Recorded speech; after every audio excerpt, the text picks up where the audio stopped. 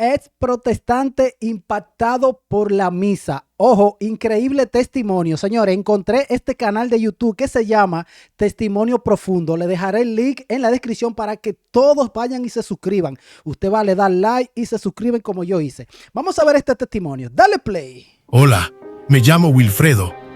Durante toda mi vida creí que había encontrado la verdad. Nací en una familia protestante, de esas bien estrictas, donde cada domingo significaba ir a la iglesia sin excusas. Para ser sincero, yo pensaba que tenía todas las respuestas. ¿Cómo no tenerlas si siempre me decían que todo lo que estaba fuera de nuestra iglesia era equivocado? Me convencía a mí mismo que los católicos estaban perdidos, que ellos adoraban ídolos y seguían tradiciones de hombres. Pero nunca me había tomado el tiempo de entender qué realmente creían. Un día, todo comenzó a cambiar. En la oficina donde trabajaba, había una compañera que se llamaba Marta.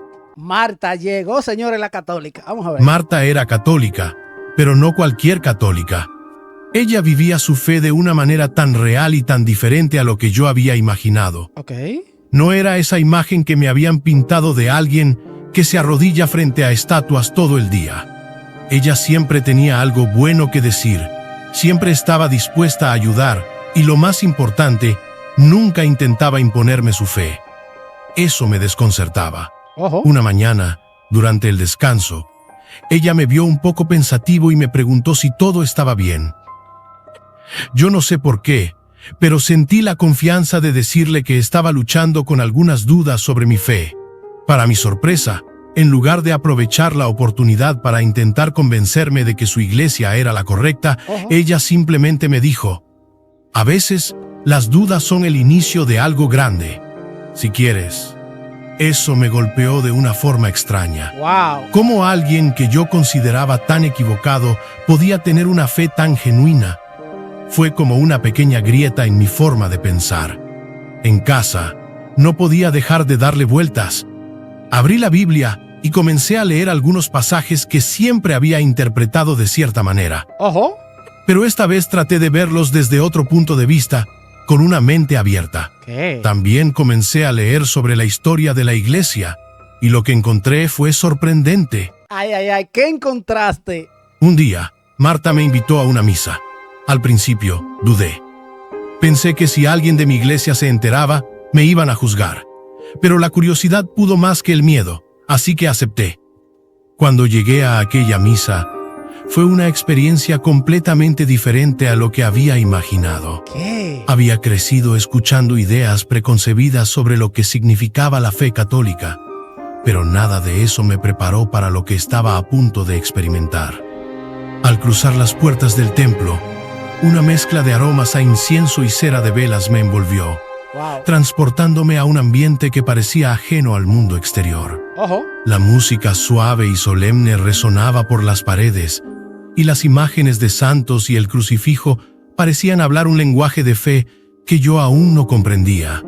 Aunque no entendía todos los gestos y las oraciones, había una atmósfera de profunda reverencia que no podía ignorar. Me gustó eso que dijo, aunque no entendía los gestos y las oraciones. Sí, porque no está familiarizado a una misa católica. Había algo distinto, algo que calaba hondo en el alma, como una especie de paz que no encontraba explicación lógica. Me senté en silencio, observando. El momento que más me impactó fue cuando el sacerdote, con un cáliz de plata en una mano y un pequeño disco blanco en la otra, pronunció las palabras: esto es mi cuerpo, que será entregado por ustedes. Hagan esto en conmemoración mía. Lucas 22, 19.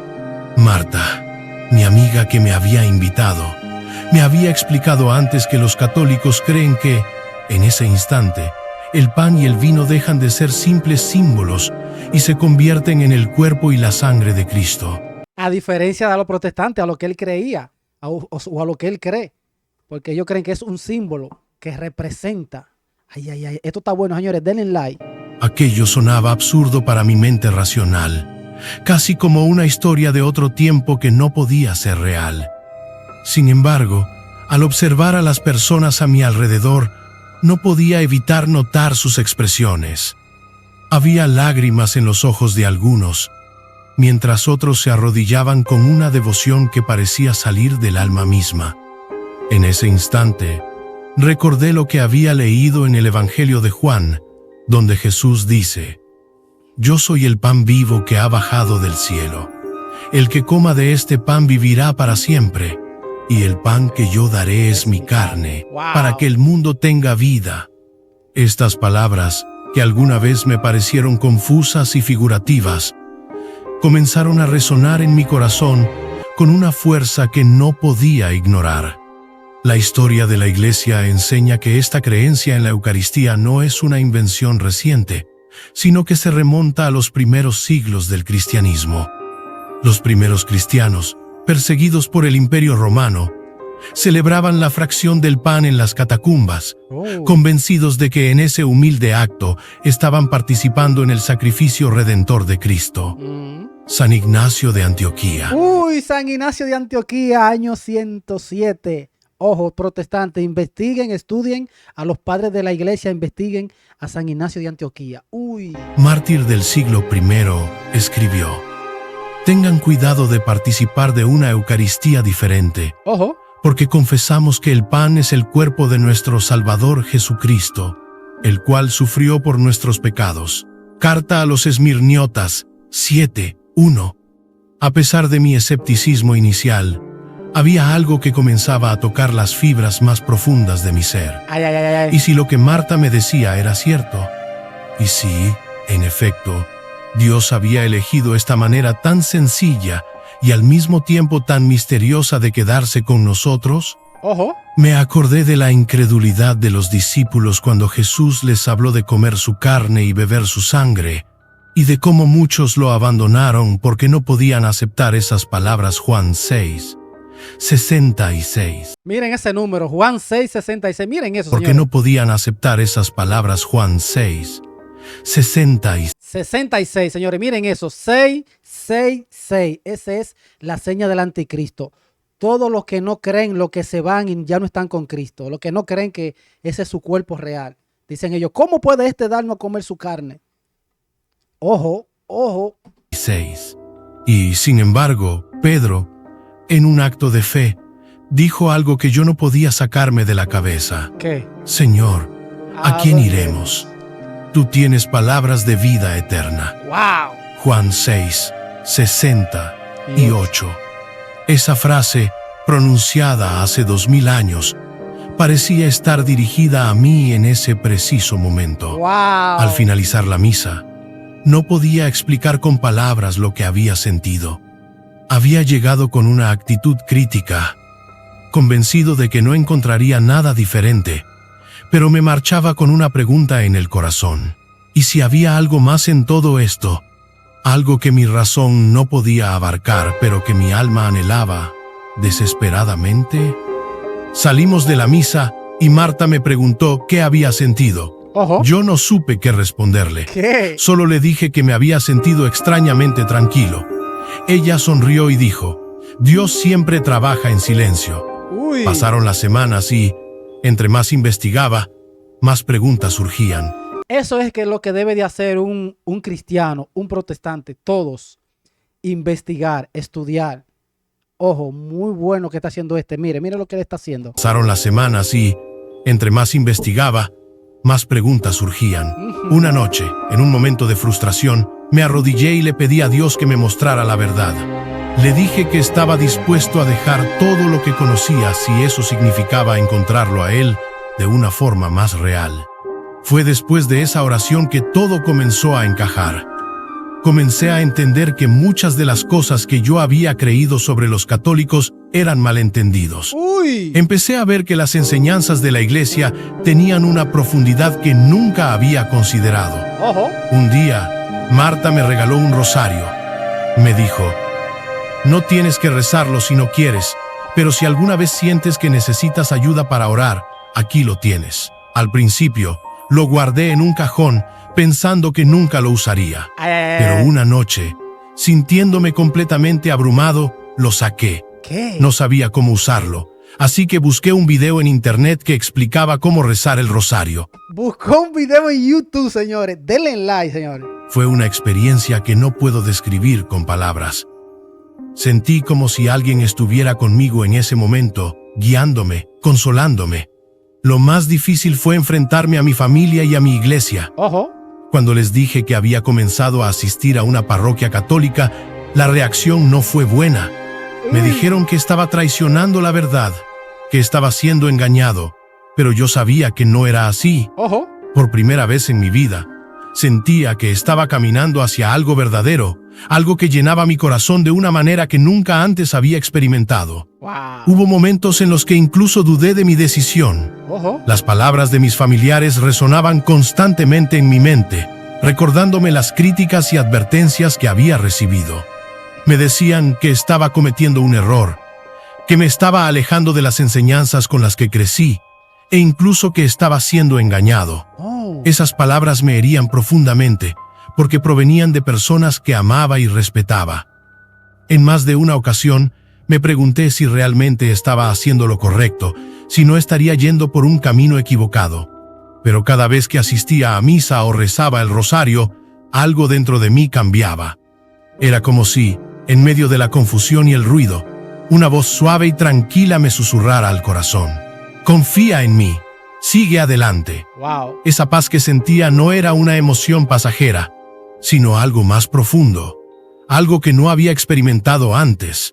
Recordé las palabras de Jesús: la paz les dejo, mi paz les doy. Yo no se la doy a ustedes como la da el mundo. No se angustien ni se acobarden. Juan 14, 27. Esa promesa parecía hacerse realidad cada vez que me abría a la oración y a la presencia de Dios. El rezo del rosario, que al principio me parecía repetitivo y monótono, se convirtió en una fuente de consuelo indescriptible. Me sorprendía cómo, al meditar en los misterios de la vida de Cristo, mi mente se despejaba y mi corazón se llenaba de esperanza. Mientras rezaba, pensaba en María, una mujer que enfrentó sus propios momentos de incertidumbre, como cuando recibió el anuncio del ángel Gabriel. No temas, María, porque has hallado gracia ante Dios. Lucas 1. Esa frase resonaba en mí como una invitación a no temer, a confiar plenamente en el plan de Dios, incluso cuando no entendía todo lo que estaba ocurriendo. Cada misa era un encuentro renovador. Durante el momento de la consagración, mientras el sacerdote elevaba la hostia y el cáliz, mis dudas parecían desvanecerse. Me acordé de Tomás, quien también dudó, pero que al ver las heridas de Cristo exclamó: Señor mío y Dios. Y Dios mío, esta parte me gusta, escuchen. Dudó, pero que al ver las heridas de Cristo exclamó: Señor mío y Dios mío. Juan 20, 28. En esos instantes, sentía que mis preguntas y temores eran respondidos no con palabras, sino con la presencia viva de Jesús en la Eucaristía. La historia de los santos también fue una gran inspiración para mí en esos momentos difíciles. Leí sobre San Ignacio de Loyola, quien después de su conversión enfrentó críticas y malentendidos, pero perseveró porque sabía que estaba siguiendo la voluntad de Dios. Su lema, Ad Maiorem Dei Gloriam, para mayor gloria de Dios, se convirtió en un recordatorio de que mi camino no se trataba de buscar la aprobación de los demás, sino de vivir para Dios. Me conmovió especialmente la historia de San Juan de la Cruz, quien escribió en medio de sus pruebas más oscuras: en el atardecer de nuestra vida seremos juzgados por el amor.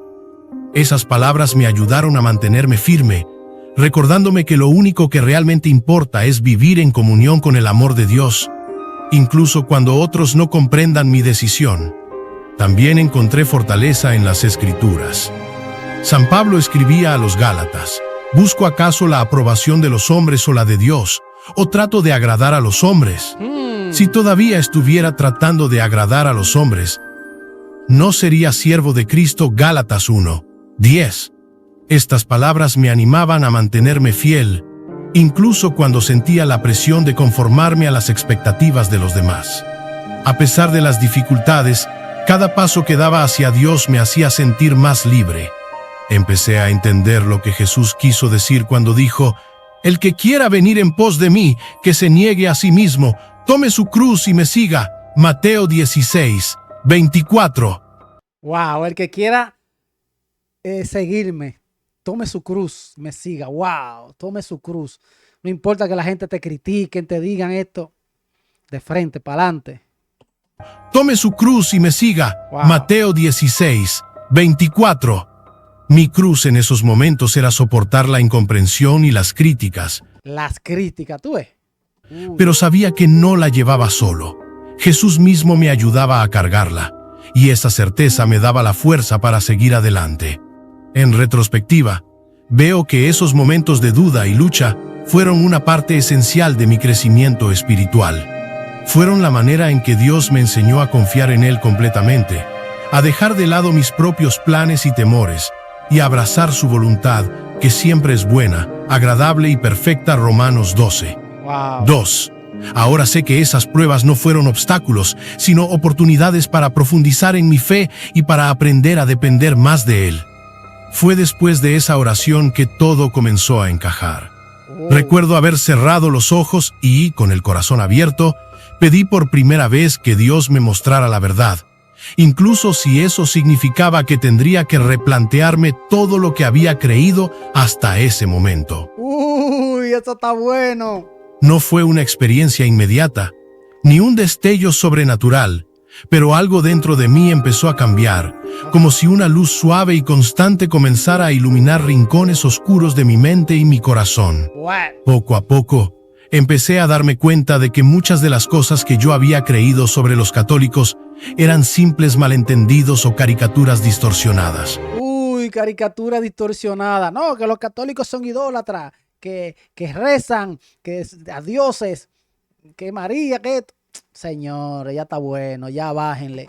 Había escuchado tantas veces que los católicos adoraban a María y a las imágenes. Ahí está, todo lo que yo te decía. Ahí está, escúchenlo. Había escuchado tantas veces que los católicos adoraban a María y a las imágenes. Eso es lo que le enseñan a los protestantes. Que creían en tradiciones humanas en lugar de la Biblia.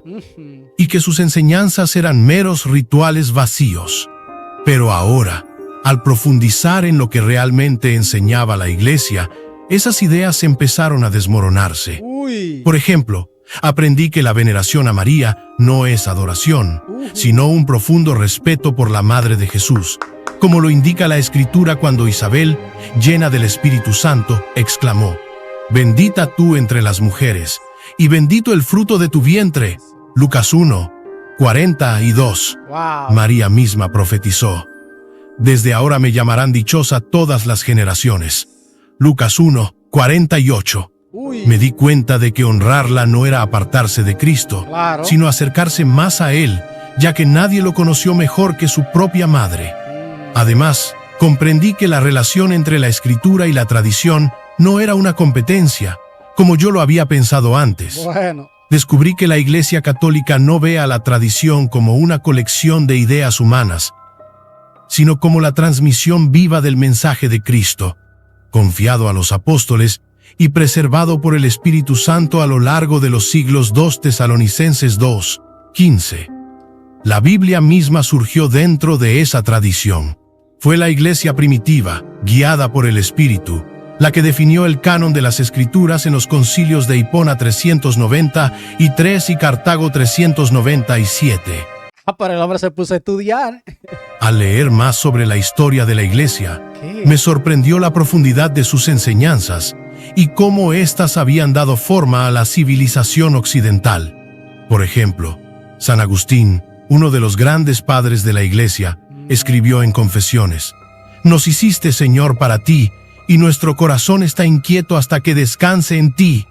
Esta frase resonaba en mi interior de una manera que no podía ignorar, porque describía exactamente lo que sentía, un vacío que solo podía llenarse con algo eterno. También me sorprendió la coherencia de la fe católica a lo largo de los siglos. Ojo. Mientras leía sobre los primeros cristianos, encontré testimonios de fe que eran increíblemente similares a lo que veía en la misa. Uy. Por ejemplo, San Justino Mártir, Ojo. en el siglo II, describió la celebración de la Eucaristía de una manera que se parecía notablemente a lo que había presenciado. Este alimento se llama entre nosotros Eucaristía. y no se le permite participar a nadie que no crea que nuestras enseñanzas son verdaderas y que no haya sido lavado en el bautismo para el perdón de los pecados y la regeneración. Apología 66. A medida que profundizaba, entendí que las enseñanzas de la Iglesia tenían una profundidad que nunca había considerado.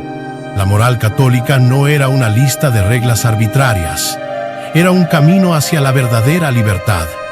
Como dijo Jesús, si ustedes permanecen en mi palabra, serán verdaderamente mis discípulos, y conocerán la verdad, y la verdad los hará libres.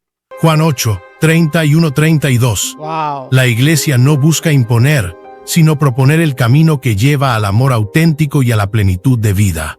Al mirar hacia atrás, me doy cuenta de que el proceso de comprensión fue como quitar capas de prejuicios y falsedades que habían estado cubriendo algo hermoso. Me di cuenta de que muchas de mis objeciones no eran realmente contra la Iglesia, sino contra mi propia percepción errónea de ella. Por ejemplo, pensé que el rosario era una oración repetitiva sin sentido, pero al aprender más, descubrí que era una meditación profunda sobre la vida de Cristo, desde su encarnación hasta su resurrección. Cada Ave María es una contemplación del misterio de la redención, como lo expresó el Papa San Juan Pablo II en su carta apostólica Rosarium Virginis Mariae. Lo que más me impactó fue descubrir que la Iglesia no era simplemente una institución humana, sino un misterio viviente. Como dice San Pablo, Cristo es la cabeza del cuerpo, que es la Iglesia. Colosenses 1, 18. La Iglesia no es perfecta porque está formada por seres humanos, pero es santa porque su fundamento es Cristo. La Iglesia es santa porque el que la fundó, el que la creó, es santo, Cristo. Punto. Entendí que mi viaje apenas estaba comenzando. Había mucho por descubrir, pero ya no tenía miedo. Al contrario, sentía una profunda gratitud porque Dios, en su infinita misericordia, había respondido a mi humilde oración. Un evento que marcó un antes y un después fue un retiro espiritual al que Marta me invitó. Al principio, pensé que sería algo sencillo, pero fue mucho más profundo de lo que esperaba. Durante ese retiro, hubo un momento de adoración eucarística. Cuando vi al sacerdote levantar la custodia, sentí una emoción indescriptible. Era como si mi corazón se abriera completamente a la presencia de Dios. En ese instante, todas mis dudas se disiparon. Supe que estaba en el lugar correcto, que había encontrado mi hogar espiritual. Desde entonces, mi relación con Dios ha crecido enormemente. Aprendí a confiar en su plan, incluso cuando no lo entiendo del todo. Ahora, cada vez que rezo, siento que estoy conversando con un amigo cercano, alguien que siempre está ahí para escucharme y guiarme. Marta y yo seguimos siendo buenos amigos, y ella se ha convertido en una especie de mentora espiritual para mí.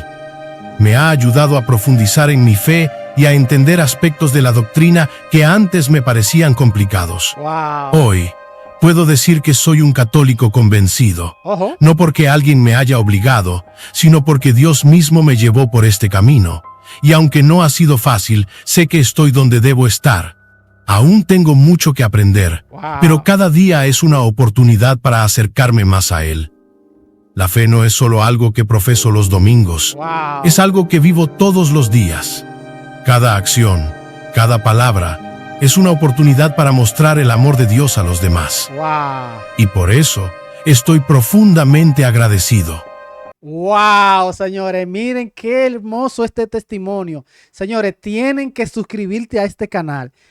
El canal se llama Testimonio Profundo. Lo dejaré el link para que usted vaya y se suscriba.